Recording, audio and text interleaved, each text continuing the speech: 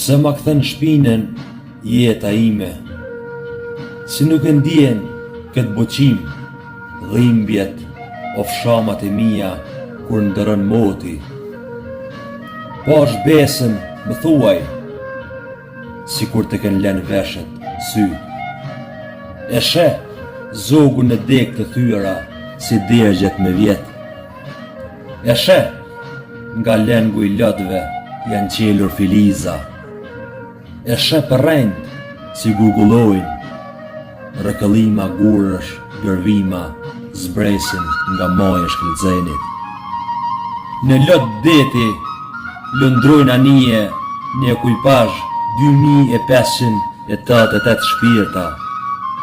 Në djerës të ballit janë rritur djepa, lisa janë rritur, thik deri në qiell. E ti nuk je pes pare jeta ime. Sa kokfort që jehoj, pash tuk, qiell e det jeta ime. Mos na kthe shpinën.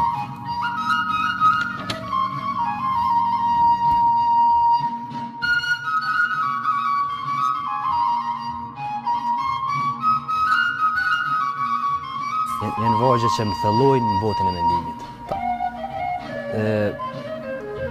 Është krenari me pas poet tillë, edhe nuk duhet asnjëherë mu zvetnu vepra tyne, po duhet mu fuqizu vepra tyne edhe mundësisht me mujtë më shku rrugës tyne.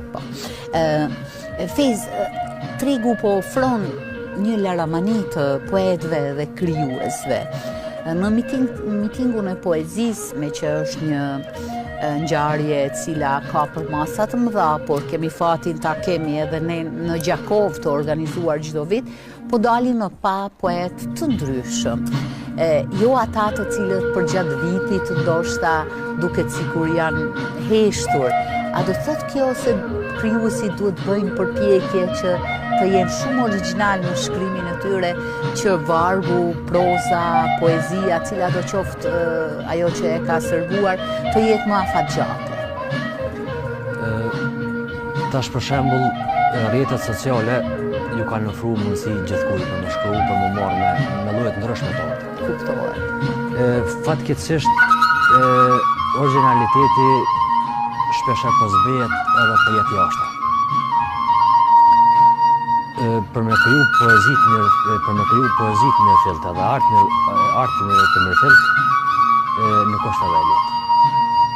Domethënë duhet me pas një përvojë të shkrimit, me pas një përvojë të leximit. Edhe ta